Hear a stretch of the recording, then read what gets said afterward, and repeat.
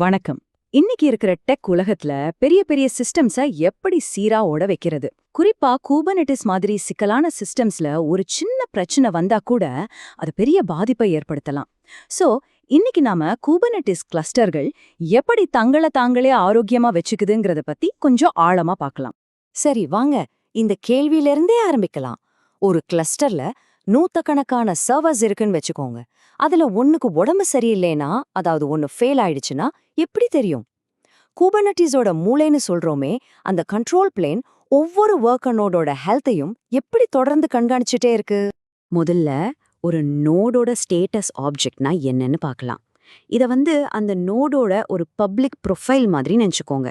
இந்த ப்ரொஃபைல் தான் அந்த நோட் யாரு, அதோட திறமை என்னங்கிற மாதிரி முக்கியமான தகவல்களை எல்லாம் வச்சிருக்கோம்.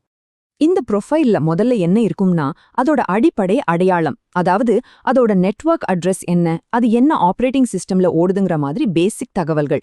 இதுதான் மத்த நோடுகளோட பேசுறதுக்கு அதுக்கு உதவுது. இப்போ ஒரு இன்ட்ரெஸ்டிங்கான விஷயத்துக்கு வருவோம். ஒரு நோடு கிட்ட மொத்தமா இருக்கிற ரீசோர்ஸுக்கும் நம்ம அப்ளிகேஷன்ஸ், அதாவது பாட்ஸ் யூஸ் பண்ணிக்க கிடைக்கிற ரீசோர்ஸுக்கும் ஒரு வித்தியாசம் இருக்கு. இந்த கெப்பாசிட்டி மற்றும் அலோகேட்டபிள் அப்படிங்கிற நுணுக்கத்தை புரிஞ்சுக்கிறது ரீசோர்ஸை சரியா மேனேஜ் பண்றதுக்கு ரொம்ப ரொம்ப அவசியம். சரி வாங்க, அடுத்த லெவலுக்கு போலாம். ஒரு நோடு வெறும் தகவல்களை மட்டும் கொடுக்காது, அது தன்னோட ஹெல்த் எப்படி இருக்குன்னு நம்ம கிட்ட பேசும். ஆமாங்க, அதுக்குன்னு ஒரு ஸ்பெஷல் மொழி இருக்கு, அதுதான் கண்டிஷன்ஸ். அது எப்படி வேலை செய்யுதுன்னு பார்க்கலாம். இந்த டேபிள பாருங்க. டிஸ்க் பிரஷர், மெமரி பிரஷர்னு இருக்குல்ல, இதெல்லாம் வெறும் டெக்னிக்கல் வார்த்தைகள் கிடையாது. இது ஒரு நோடு ஐயோ என் டிஸ்க் ஃபுல்லாக போகுது அல்லது என் மெமரி தீரப்போகுதுன்னு போடுற ஒரு அபாய சங்கு மாதிரி. ஒவ்வொரு கண்டிஷனும் அதோட ஹெல்த்தை பத்தி ட்ரூ இல்லனா ஃபால்ஸ்னு ஒரு தெளிவான சிக்னல் கொடுக்குது. இது ஏபிஐல எப்படி தெரியுங்கிறதுக்கு ஒரு சூப்பர் உதாரணம். இது ரொம்ப சிம்பிளான, கம்ப்யூட்டரால ஈஸியா புரிஞ்சுக்க முடியற ஒரு ஜேசான் ஆப்ஜெக்ட். இதுல பெருசா எந்த குழப்பமும் இல்ல. நான் வேலை செய்ய ரெடியா இருக்கேன், நீ இந்த நோட் ரொம்ப நேரடியா சொல்லுது, அவ்வளவுதான். சரி, ஒரு நோட் நான் நல்லா இல்லைன்னு ஒரு சிக்னல் அனுப்புதுன்னு வச்சுப்போம். உடனே சிஸ்டம் என்ன செய்யும்? சும்மா தகவலை மட்டும் வாங்கி வச்சுட்டு அமைதியா இருக்குமா? இல்லவே இல்ல. கூபர்நெட்டிஸ் மொத்த கிளஸ்டரையும் பாதுகாக்க உடனே களத்துல இறங்கிடும். அது ஆட்டோமேட்டிக்கா சில வேலைகளை செய்ய ஆரம்பிக்கும். வாங்க, அந்த செயல்களோட வரிசைய நாமளும் ஃபாலோ பண்ணி பார்க்கலாம். ஒரு நோடோட ரெடி கண்டிஷன் ஃபால்ஸா மாறினா என்ன நடக்கும்? இந்த ஸ்டெப்ஸ பாருங்க. ஒரு நோட் சரியில்லாம போகும்போது சிஸ்டம் அதை கண்டுபிடிக்குது. கண்டுபிடிச்ச உடனே அந்த நோட் மேல ஒரு டீண்ட், அதாவது ஒரு கரையை போட்டுருது. இதனால என்ன ஆகும்னா, புதுசா எந்த வேலையும் அந்த நோடுக்கு போகாம தடுக்கப்படுது. சிம்பிளா சொல்லணும்னா, அந்த நோட திறமையா குவாரண்டைன் பண்ணிடுது. அப்போ இங்க நம்ம புரிஞ்சுக்க வேண்டிய முக்கியமான விஷயம் இதுதான்.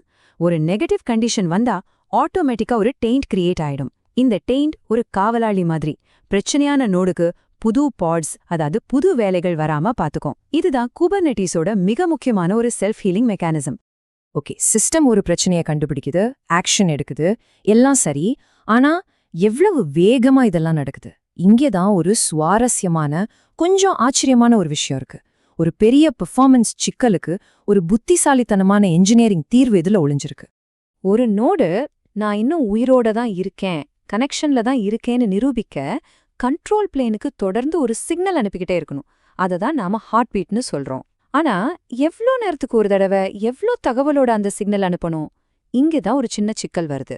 டாக்குமெண்டேஷன் படி பார்த்தா, நாம இதுவரைக்கும் பேசின எல்லா கண்டிஷன்ஸையும் கொண்ட அந்த பெரிய டீட்டெயில்டான ஸ்டேட்டஸ் ரிப்போர்ட் 5 நிமிஷத்துக்கு ஒரு தடவை தான் அனுப்பப்படுமா?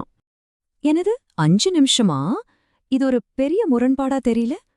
இன்னைக்கு கிளவுட் உலகத்துல 5 நிமிஷங்கிறது ரொம்ப ரொம்ப பெரிய டைம். பிரச்சனைகளுக்கு உடனுக்குடனே ரியாக்ட் பண்ண வேண்டிய ஒரு சிஸ்டம்க்கு இவ்ளோ தாமதம் சரியா வருமா? இந்த கேள்விக்கான புத்திசாலித்தனமான பதில் 2வதா இருக்கிற ரொம்ப வேகமான ஒரு ஹார்ட் பீட்ல இருக்கு. லீஸ்ன்னு சொல்ற ஒரு சின்ன லைட் வெயிட்டான ஆப்ஜெக்டை யூஸ் பண்ணி ஒவ்வொரு 10 செகண்டுக்கும் ஒரு தடவை நான் உயிரோட இருக்கேன்னு ஒரு சிக்னல் அனுப்பப்படுது. அப்போ பாருங்க, கூபர்நெட்டிஸ் 2 தனித்தனி வழிகளை யூஸ் பண்ணுது. ஒன்னு, ஹெல்த்தை பத்தி சொல்றதுக்கு 5 நிமிஷத்துக்கு ஒரு தடவை வர்ற ஒரு பெரிய டீட்டெயில்டான ரிப்போர்ட். இன்னொன்னு, உயிரோட இருக்கான்னு செக் பண்றதுக்கு மட்டும் 10 செகண்டுக்கு ஒரு தடவை வர்ற வேகமான சின்ன சிக்னல். இதனால பெர்ஃபார்மன்ஸும் பாதிக்காது, பிரச்சனையும் உடனே தெரிஞ்சிடும். எவ்வளோ ஒரு அருமையான தீர்வு இல்லையா? கடைசியா ஒரு நோடோட ஸ்டேட்டஸ்ங்கிறது அதோட அப்போதைய ஹெல்த்தை பத்தி மட்டும் சொல்றதில்ல, அது எதிர்காலத்துல என்னெல்லாம் செய்ய போகுதுங்கிறதையும் சொல்லும். இந்த .status.declared features அப்படிங்கிற ஃபீல்ட் மூலமா ஒரு நோட் இன்னும் டெஸ்டிங்ல இருக்கிற புது குபர்னெட்டிஸ் ஃபீச்சர்ஸ்ல எதையெல்லாம் சப்போர்ட் பண்ணுவேன்னு சொல்ல முடியும். இதனால எந்தெந்த நோடு கிட்ட என்னென்ன ஸ்பெஷல் பவர் இருக்குன்னு கிளஸ்டருக்கு ஈஸியா தெரிஞ்சிடும்.